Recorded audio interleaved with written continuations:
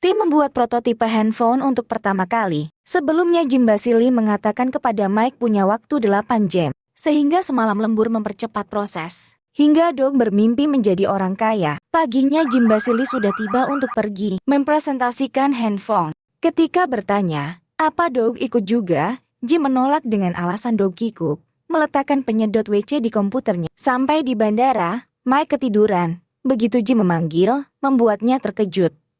Di dalam taksi Mike mengatakan ayo kita buat kesepakatan untuk tidak saling berbohong. Saya tidak keluar dari pekerjaan lama, melainkan dipecat. Untuk ini saya telah menggadaikan rumah. Jika ini tak berhasil saya akan bangkrut. Sampai di lobi Mike mengatakan bahwa ponselnya tertinggal di taksi. Apa kau bercanda? Saat itu rapat sudah bisa dimulai. Apalagi saat Mike keluar untuk mengejar taksi dan mendapatkan ponsel kembali. Saat itu Jim yang tidak tahu, hanya mengatakan bahwa saya menciptakan ponsel ini bisa untuk mengirim pesan teks, email, atau sarana komunikasi, semuanya dalam satu gawai pas di telapak tangan. Saat dicecar banyak pertanyaan, Jim Basili semakin bingung menjelaskan. Tiba-tiba Mike mengetok pintu. Wajah Jim pun bisa tenang. Selanjutnya Mike yang menjelaskan semua hal memperlihatkan contoh prototipe ponsel itu.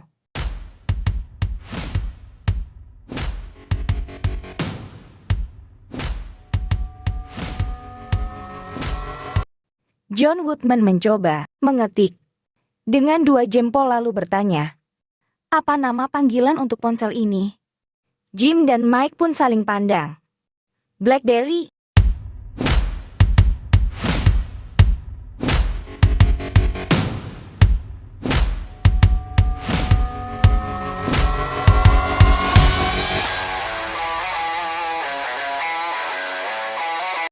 Setelah sukses ponsel pertama, kini BlackBerry juga membuat pesan teks yang dulu pernah kita pakai bernama BlackBerry Messenger disingkat BBM. Semua merayakan dengan senang.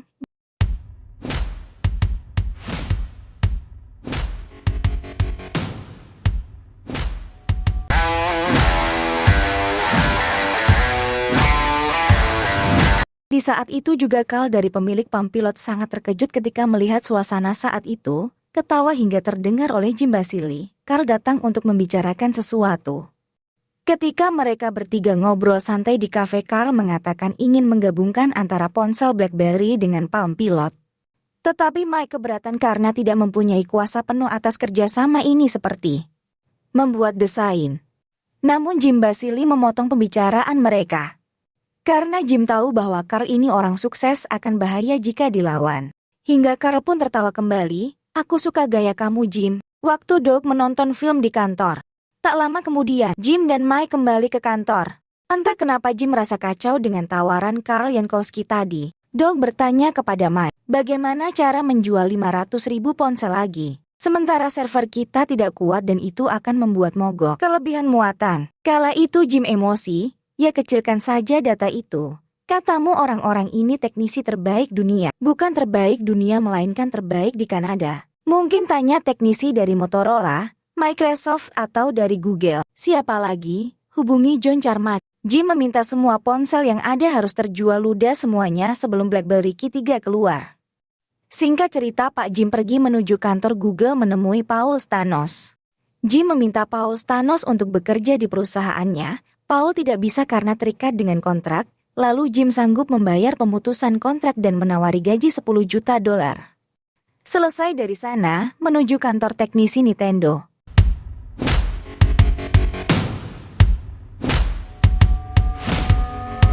Paul pun tiba sebagai kepala teknik fisik.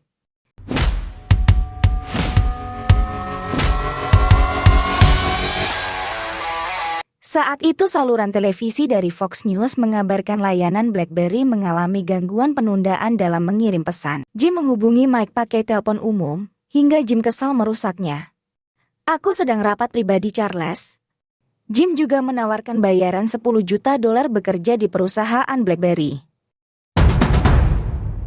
Doug tanya siapa yang paham arsitektur Mobitex. Kalian berdua ikut Mike, sisanya ikut aku. Si gendut bertanya. Sedang apa Charles Purdy kesini, Mike? Orang di samping bahu kiriku ini akan mengacaukan perusahaan jika kau terima.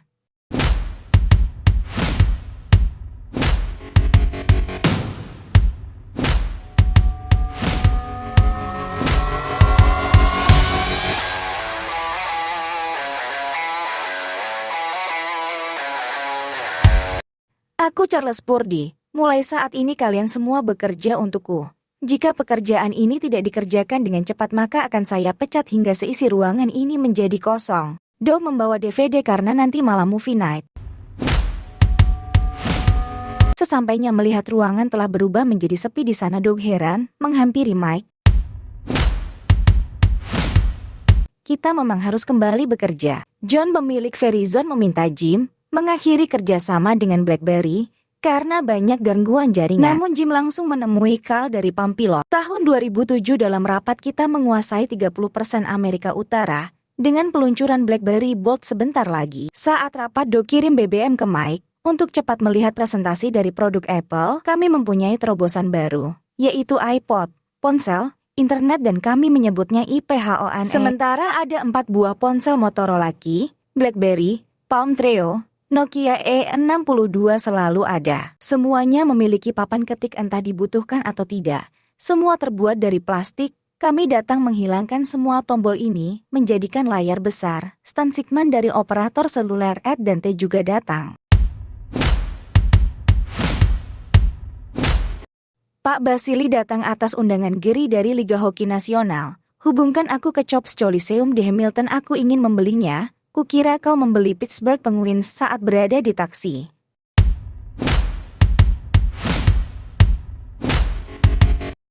Balik ke Doug, ini cukup bagus. Apple meluncurkan pasar aplikasi, pengembang pihak ketiga. Mike mengajak Doug untuk rapat prototipe BlackBerry Bold. John berkata, apa kalian hanya punya itu untuk kami? Kalian lihat produk Apple? Di dalam rapat Mike mempertegas identik BlackBerry punya klik keyboard.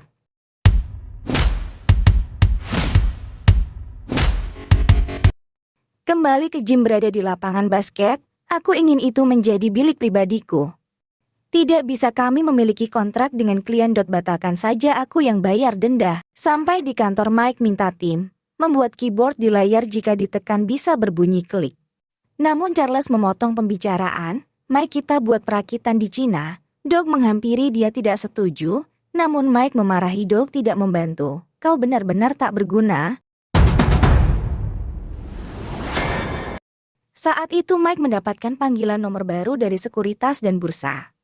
Bahwa ada opsi yang diterbitkan oleh perusahaanmu. Saya Dara Frankel, bisa-bisa sebentar. Maaf saya tidak tahu masalah ini, kau harus bicara dengan Jim. Dari majalah populer Forbes memuat, nama Jim Basili menjadi raksasa teknologi. Apple ponsel termahal di dunia, namun memiliki minat konsumen tertinggi. Mike menghampiri ruang kerja Jim. Hei, mengapa Komisi Sekuritas dan Bursa menghubungi kita? Bukan apa-apa.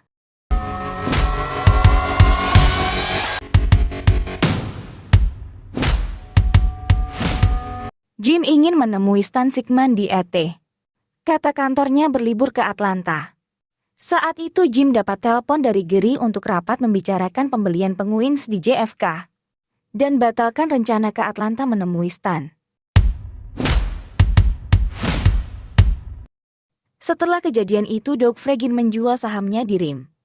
Di kantor Mike kedatangan Komisi Sekuritas dan Bursa ingin menggeledah kantor.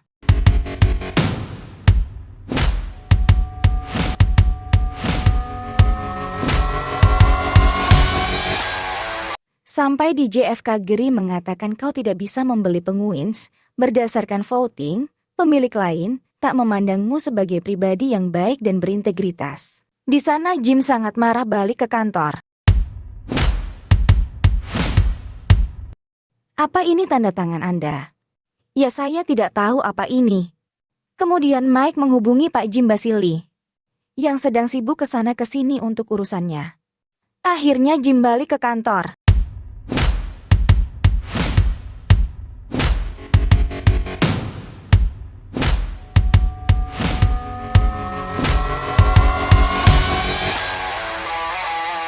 Nah, saat Jim mencoba menjelaskan, Mike menelpon Komisi Sekuritas dan Bursa yang waktu itu masih di sana. Mendesak agar Jim bisa dimintai keterangan. Saat itulah senyum terakhir dari Jim Basili menjadi dirut. Tahun 2008 seperti biasa Mike Lazaridis ke kantor, namun kali ini dia ingin ke gudang melihat dan mengecek ponsel yang dikirim ke Cina dikembalikan karena cacat produksi. Film pun berakhir. Hampir seluruh BlackBerry Storm dikembalikan.